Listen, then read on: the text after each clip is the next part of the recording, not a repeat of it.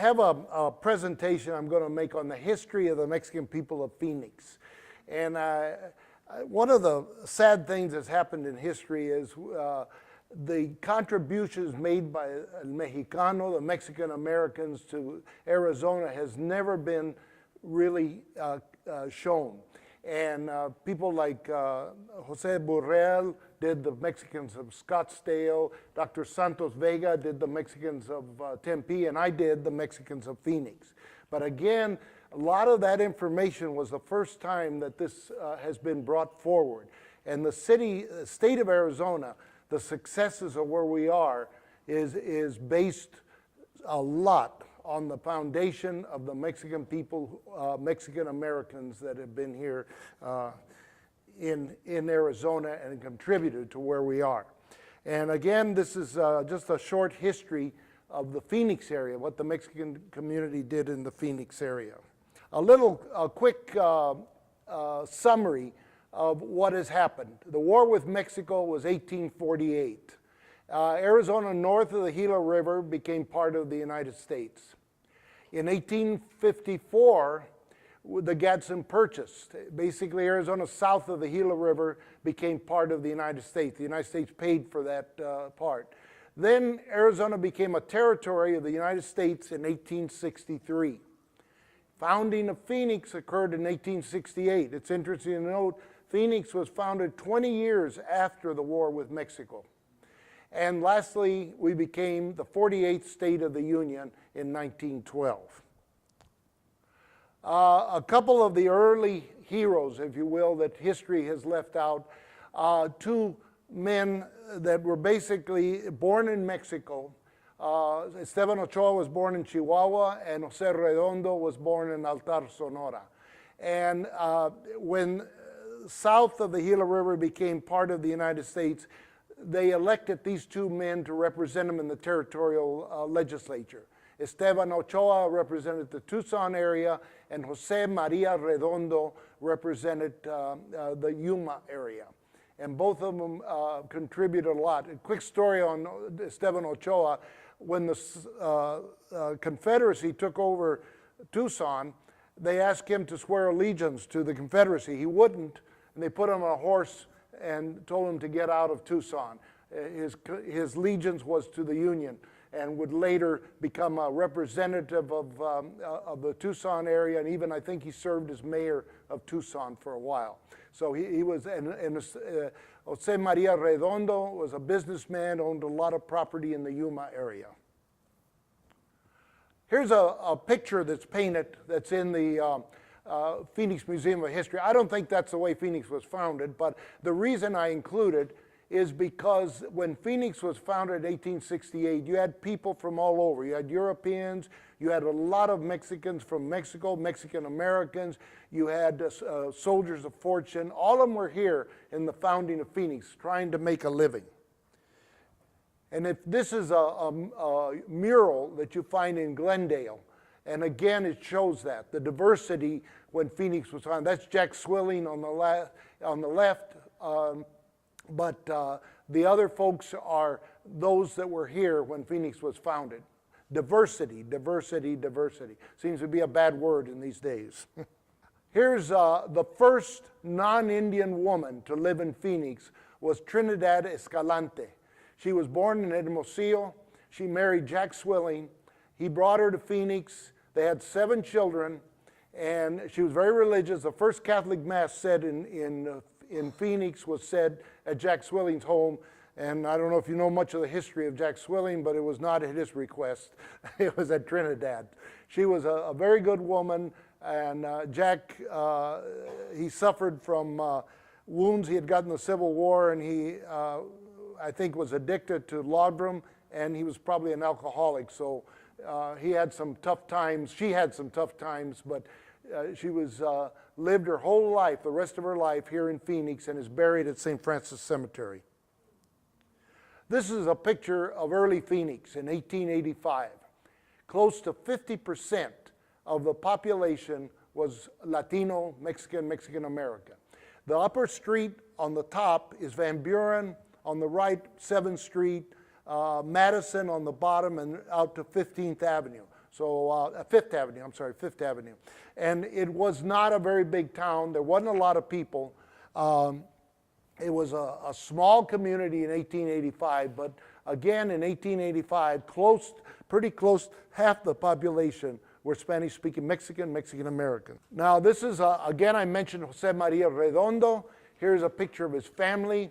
3 of his children, when he was in the, would come down here for the state legislature, 3 of his children were living here in the Phoenix area. The tall lady on the back is Luz Redondo. The girl on the right, fairly tall girl, is Elena Redondo, and the boy on the far right is Joe Redondo.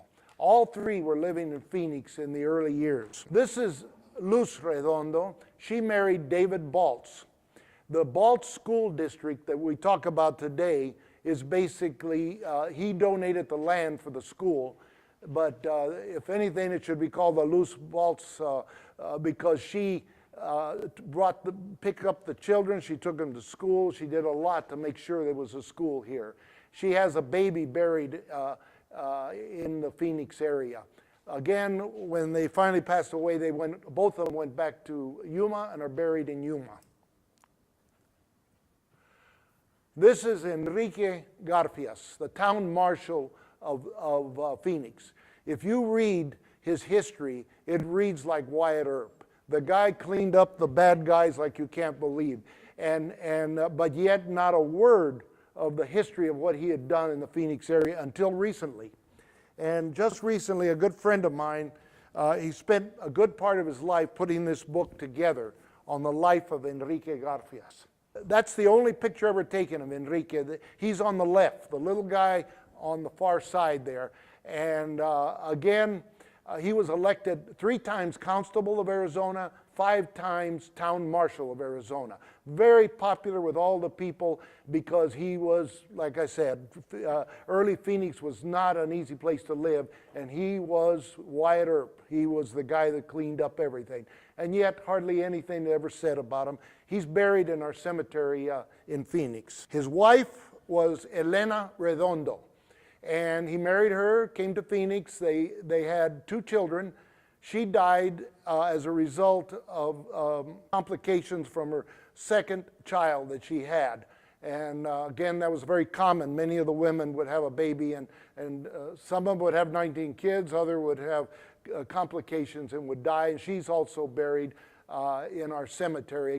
Successful businessmen in early Phoenix. One of them was Jesús Leopoldo Otero. He was one of the richest men in Phoenix.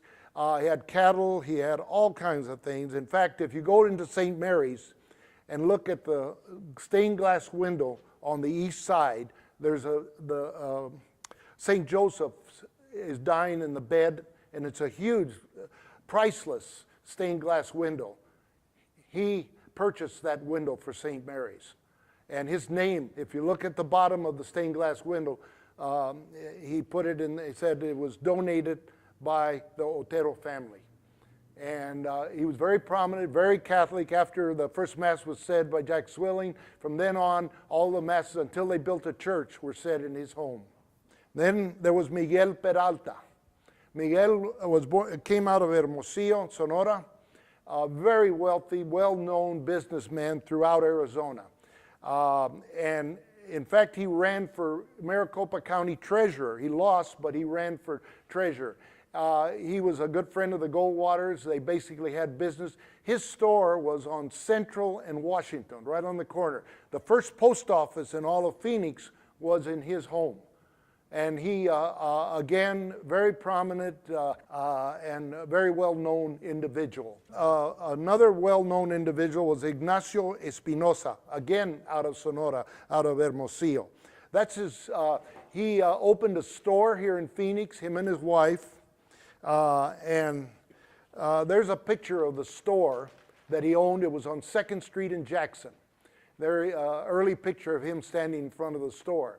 A little bit of side news, that same building that you see after the outside was covered and they painted it, became the Amapola Bar in downtown Phoenix. The Amapola Bar is the one that Miranda was killed in. It was a sort of a skid row bar, And Miranda was in there when they knifed him and killed him. And that's the same Miranda that when you read the Miranda rights. But originally, it was a store owned by Espinoza and right in the 2nd Street in Jackson area.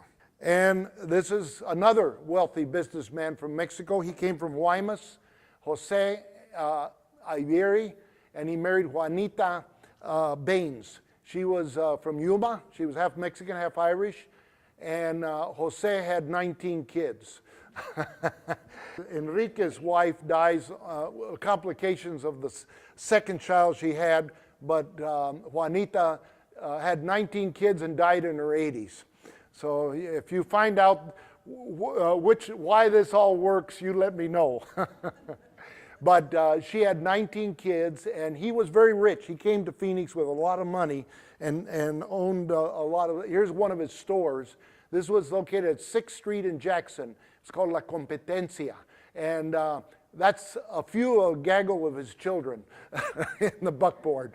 And the Iberi family, they're still very prominent in Phoenix. There's a lot of Iberis out there in Phoenix. But again, he had a lot of money. He was involved in a lot of things, very prosperous, and came from Guaymas. I understand the Iberi family is very prominent in Guaymas, Mexico today.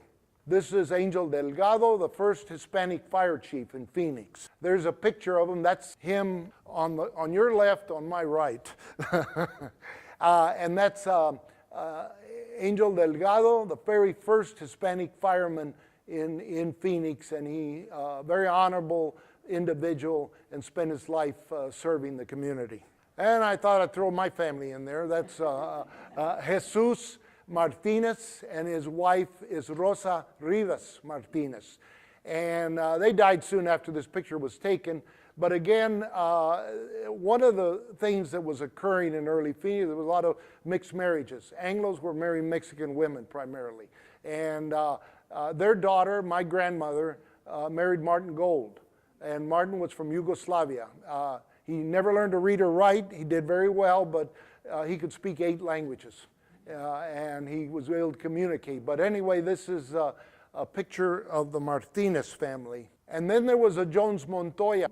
Jones Montoya family ended up in Tempe, and Dr. Vega presents them in his summary of the people from Tempe area. But it was a ranch. He was a doctor, medical doctor, and he also had a ranch there. And he married Alcarra Montoya, and they started a family. I always include this because what happens with mixed marriages, sometimes Joaquina Jones doesn't sound right, does it? But this is a picture of her. They had all daughters, I believe, and they all married Mexican men and are part of the Mexican community in the Tempe area. The other thing that's interesting, in the early years, here's the Ong Wing store in Central Phoenix. And Chinese community was also here, but many of them started in the Mexican community. And if you notice, this was his first store of the Ong Wing store, and it's in Spanish, Abarrotes y Carniceria.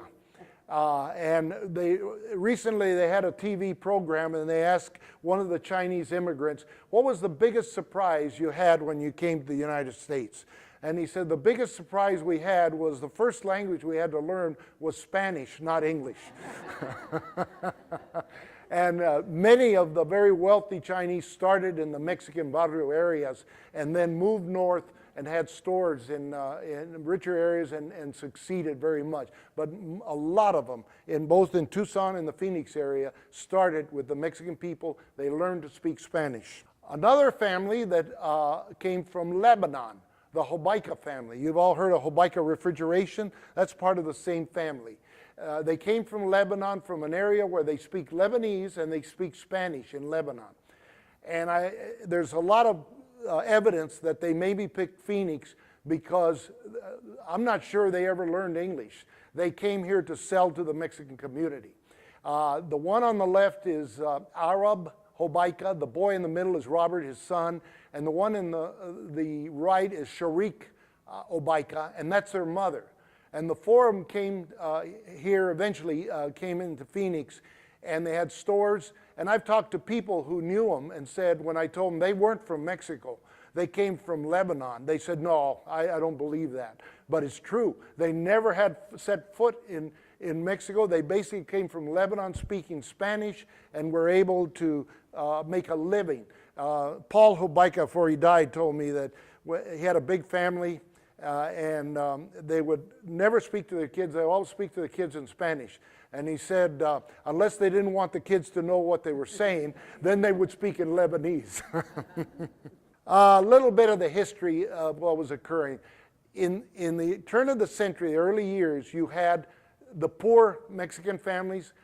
Here's an example. They lived in tents. They came out of the revolution.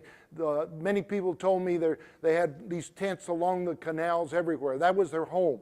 And they were very poor, and they came and would work in the areas.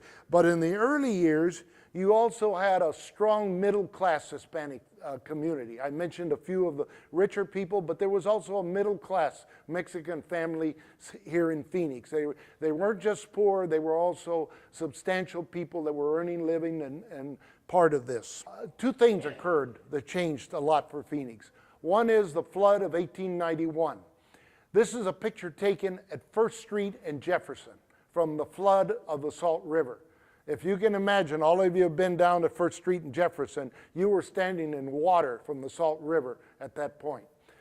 But nobody knew that the Salt River was that. When they built, there were 2-story beautiful homes in South Phoenix, but after the flood, it became a floodplain. And then people said, no, if we're going to build and we got the money, we're going to build north. So property became of less value in south of Phoenix. And so many of the minorities who weren't allowed to live in other areas ended up buying land south of Phoenix. And that all started with the flood because I think Columbus Gray had a beautiful mansion south of Phoenix until they found out it was in a floodplain. So a lot of the blacks, the Mexicans, the Chinese that came in were buying property there because they could afford it. It was not as expensive. The other thing, probably the main thing that changed the future, was the railroad. It was hard to come to Phoenix in the 1800s. Once the railroad was completed, you could get in the train in Texas, Iowa, New York, anywhere, and end up in Phoenix. So all of a sudden the gates were open and people started coming to the Phoenix area because it wasn't that difficult to come here once the railroad was established. But these people came in with their own ideas, what they wanted Phoenix to look like, and pretty soon the Hispanic community went from 50% of the community to a minority. And once they were a minority, then you started seeing things like English-only laws and things like this. And what, in 1914, the man in the white suit in the middle is Pedro de la Lama. And he was born, some question, but I'm almost certain he was born in Hermosillo, Mexico, came in here and was a civil rights activist very early. He also had a newspaper he ran in Spanish. But Pedro started La Liga Protectora Latina, and these were Mexican-American businesses that were doing business in Arizona. I think this picture was taken in Tucson, but Pedro was from Phoenix, and the idea was to protect Mexican businesses from the onslaught of these new people that were coming in making laws like English only. And there was several laws that were coming up there, and Pedro started this group, and it actually expanded. It went into California for a while before it finally disappeared. Here's a picture of Pedro in his later years. He died in 1945. He's buried in St. Francis Cemetery. Just as an example of what was happening, this is not Phoenix. This is the Hotel Vernada in Wickenburg. And the only picture ever taken of her, she's in there, Elizabeth Smith. She was a black woman, came to Wickenburg in the 1800s. She built that hotel. That building still stands in Wickenburg. If you go there, the building is now offices, but it was built by her, paid for, as a hotel. And she was prosperous, not only a woman, but a black woman. And she decided, well, I want a church here. So she put the majority of the money to build a church, a Methodist church, there in Wickenburg. They built it, and then again, as I said, as more people came in, many Southerners, she was told she was not welcome in the church she had built. And when she died, they wouldn't let her be buried in the cemetery. She's buried in the Mexican cemetery in Wickenburg. I visited her grave next to Garcia and Moreno is Elizabeth Smith. And again, that latest wave that came in and brought their prejudice along with their money. Now in Phoenix, the first Catholic church in Phoenix was at St. Mary's, which was built in 1881. The land that the church was built on was donated by Mexican merchants. Otero, Miguel Peralta, and an Italian immigrant donated the land for the Catholic Church at St. Mary's. The church was built by Mexican labor. They, because the vast majority of the Catholics here were Mexican American. They built the church, they donated the land. Then you had this man coming into Phoenix in 1896, Father Navarez Benzing, German-born priest. And Father Benzing decided to build a new church. And so he started collecting money for the new church. He couldn't do it all at once. What he built was an interim basement church first. That was this 1906 to 1913. And the Spanish Mass and English Masses were equally served in this building. Then finally he got enough money to build the church that well, here's a picture in 1906 of the Mexican community receiving Holy Communion. My aunt's in the picture, and that's Father Benzing in the back. That's in the basement church. But finally they got enough money to build St. Mary's. The St. Mary's you see today in downtown Phoenix. And that was completed in 1915. And the first thing that Father Benzing did was announce that all masses in Spanish will be in the cellar.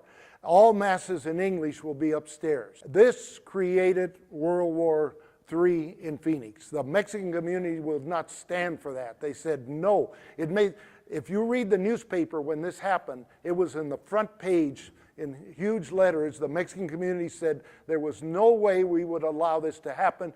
We built the first church. So there was a big fight. Benzing would not budge. He said, no, it's going to be the way I said it is. That they wanted Spanish masses in the cellar, English masses upstairs. The Hispanic community was furious over it.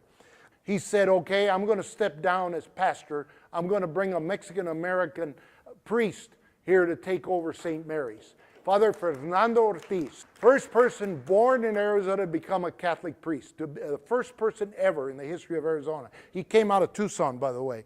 And he was a very congenial. Benzing was tough, hard. This guy could speak Spanish, English. He was bilingual, very good to get along with.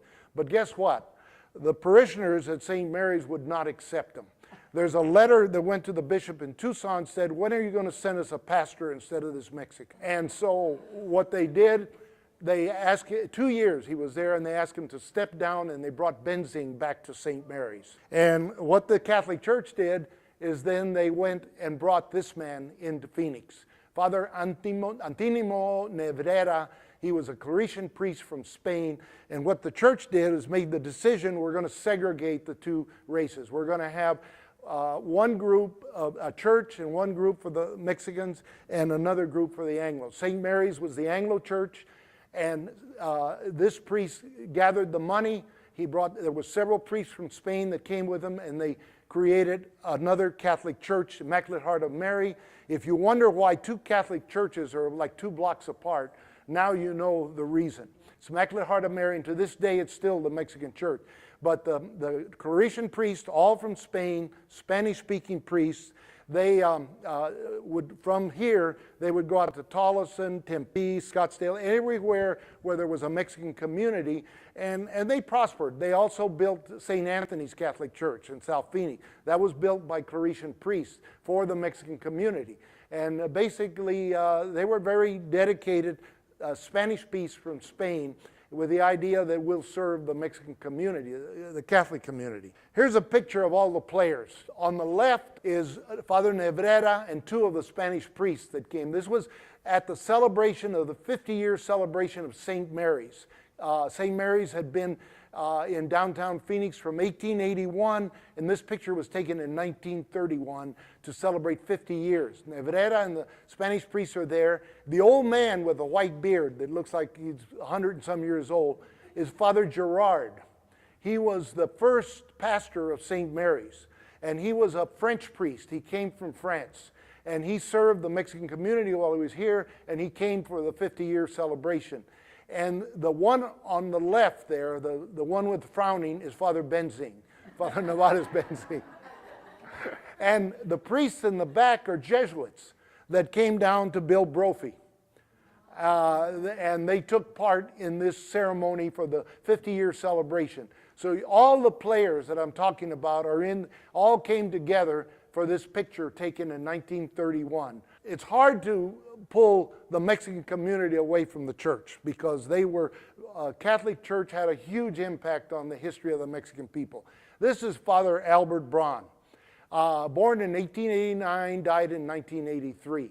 Father Braun is a war hero. He was given medals in both the First and Second World War.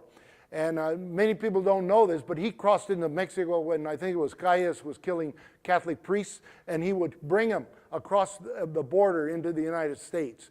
His first job was with the Mescalero Apaches in New Mexico. Then he was captured. He was also a survivor of the Bataan Death March. And when he was, the United States freed him, he couldn't even walk. It took him a year before he could walk because he was starving in a Japanese prison camp. Well, he came to Phoenix after World War II. He asked for the poorest area in Phoenix. They told him the Golden Gate Barrio, so that's where he went. Here he is saying Mass under a cover. And he told the Mexican community, if you bring me a brick, one brick at a time, each one of you, I'll build you a church here in the Golden Gate Barrio. And today, if you wonder why that church sits out there all by itself, that's the church Father Albert Braun built for the Mexican community. When they tore down Golden Gate to build the airport, the people wouldn't allow them to tear down Golden Gate. And in fact, one of the protectors of the Golden Gate is Santos Vega. He belongs to the Santos Vega community group there. And but it still stands. There's a lot of talk about making a museum and different things, but it's the church Father Albert Braun built for the Golden Gate Barrio area. When he died in 1983, the Mescalero Apaches came to claim his body.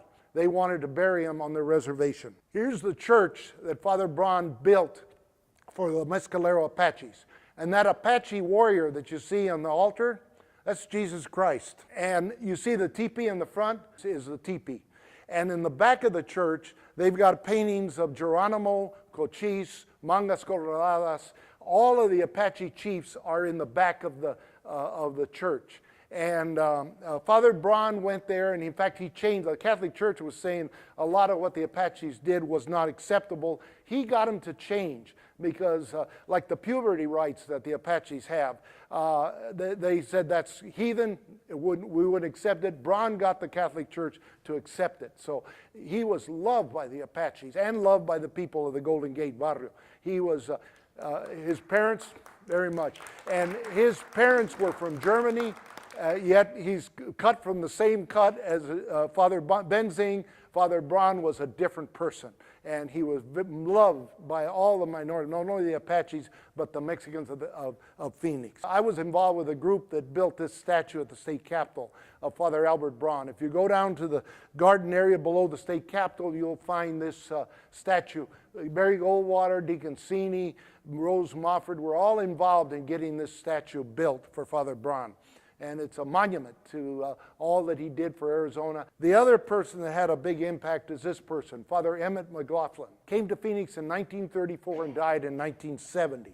Nobody did, and I'll say this again, nobody did more for the poor than Emmett McLoughlin. He was on fire. He came out of LA. Here is a picture of him serving Mass at he started St. Monica's Catholic Church. It's located at 7th Avenue and Buckeye. On one side of 7th Avenue, on the west side, was the black community, and on the east side of that was the Mexican community. So he came into an area where the two minorities groups were established and started a church. He found a grocery store. The guy had been robbed so many times he was willing to give it away, and he bought the grocery store you see on the left and created a church called it St. Monica's. Today it's called St. Pius.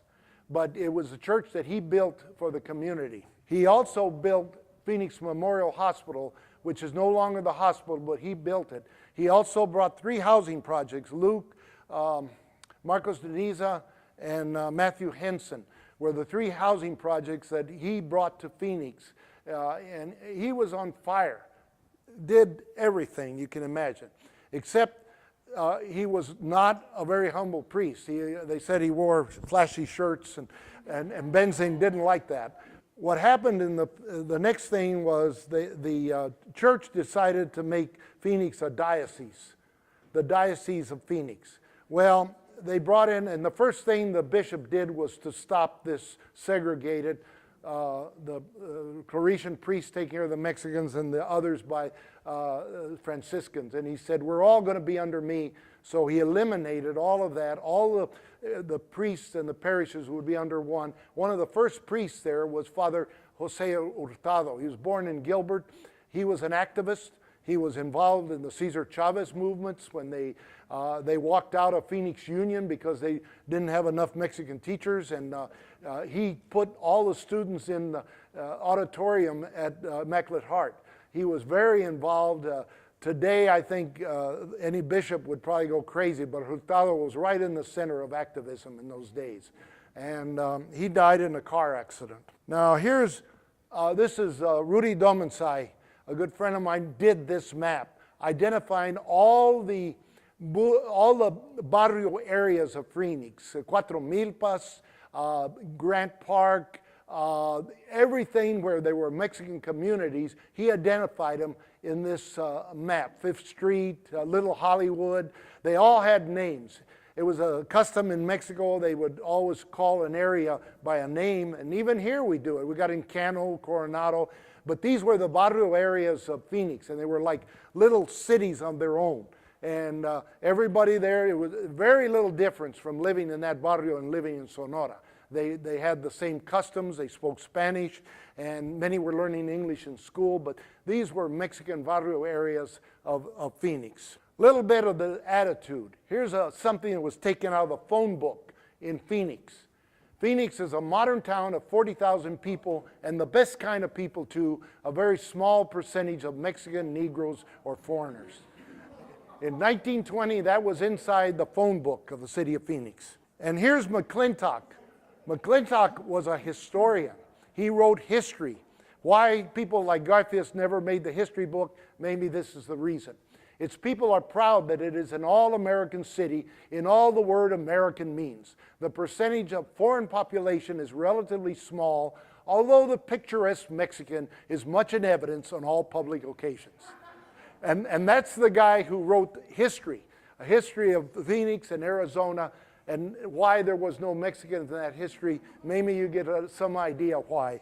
A few pictures from the barrio areas. We had these barrios, and these were communities with families. And here's a picture taken in 1915 of one of the barrio areas here in Phoenix. Again, here's a child from there. They raised their families, and these were like little cities almost, each barrio area. This next one's an interesting one. There's a woman who died, and they're having the wake for her. And it was in the backyard of a house. There's even a dog to wish her goodbye.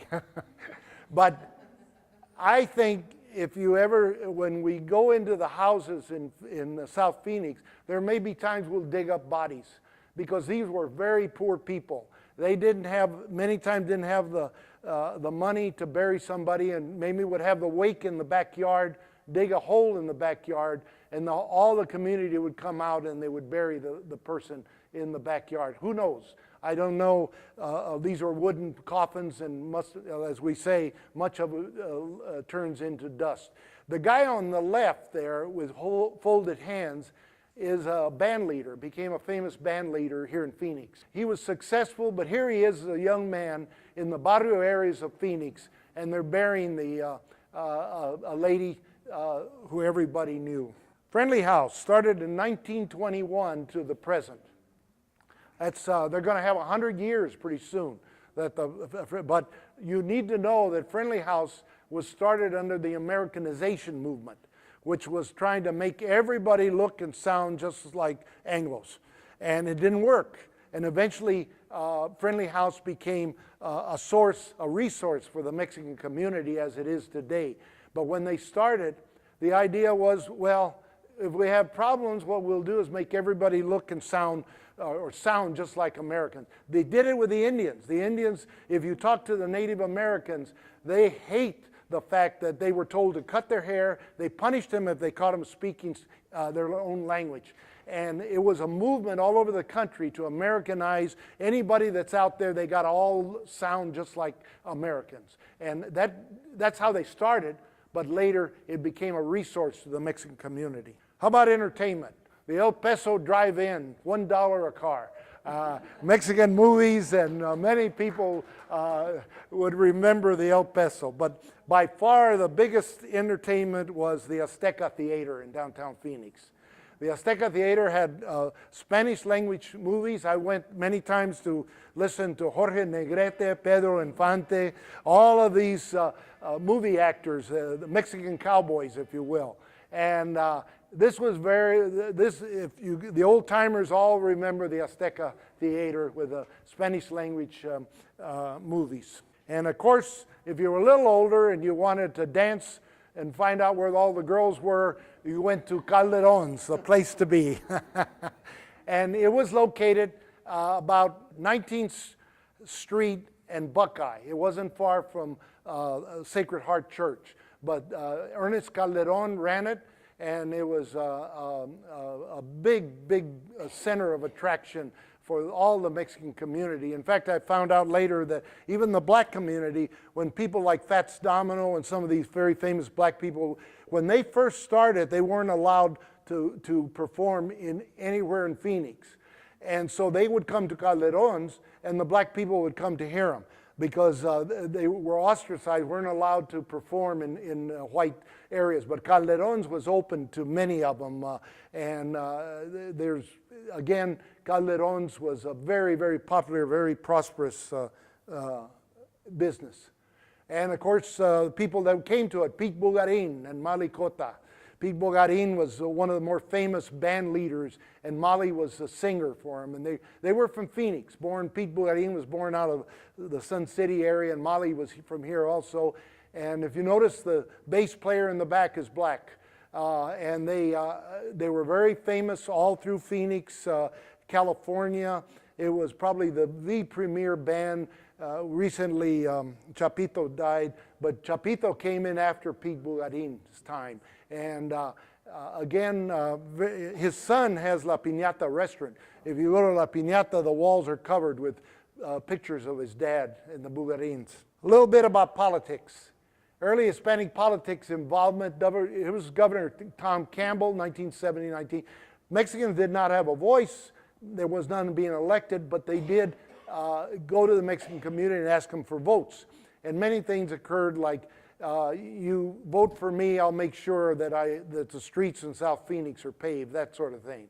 And so there was a lot of Mexicans that would take side, especially if somebody said they would do good things for the Mexican communities. Here's an interesting photo. The Ramona drugstore was in the Mexican downtown, which is from about 3rd Street to 7th Street on Washington.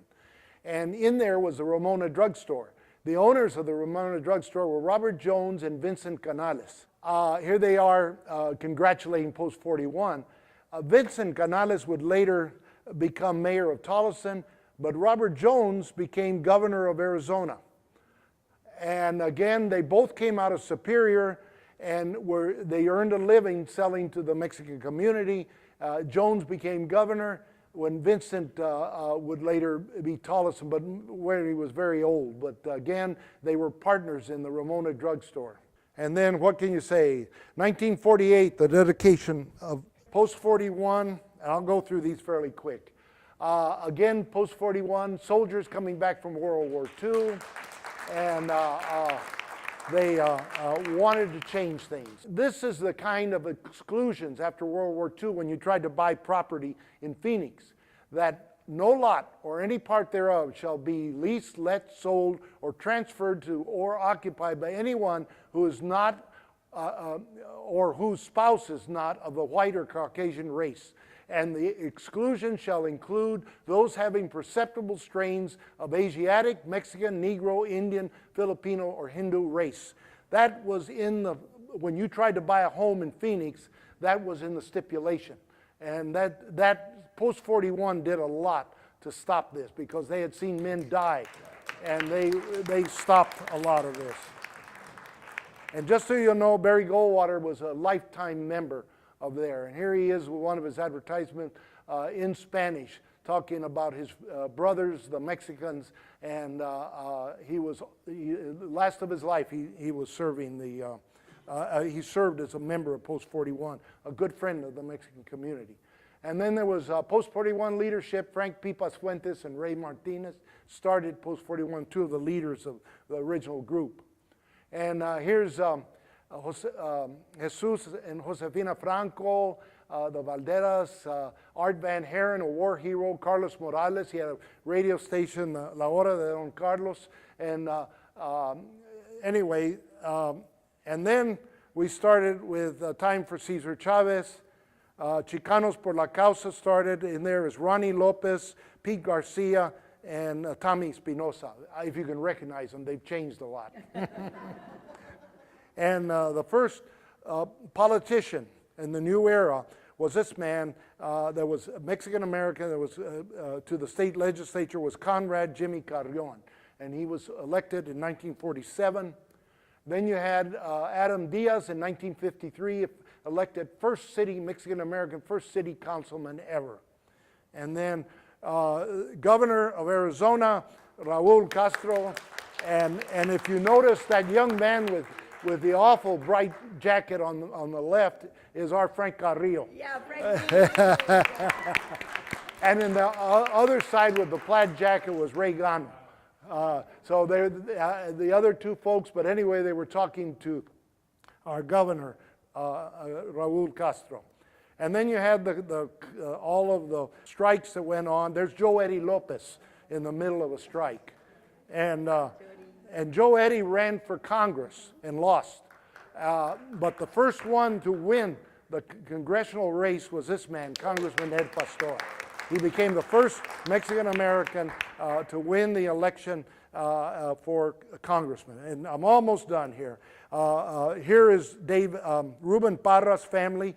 They had a business. When George Bush, the father, was president of the United States, he found a Mexican-American Republican family, came down, took pictures so that everybody know how the Republicans love the Mexicans.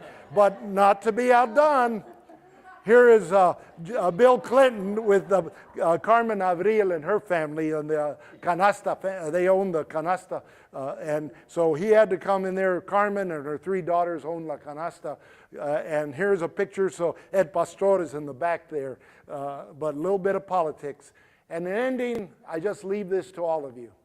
Where do we go in the future? It's all, who knows? Unidos. Unidos. Yeah. Thank you very much.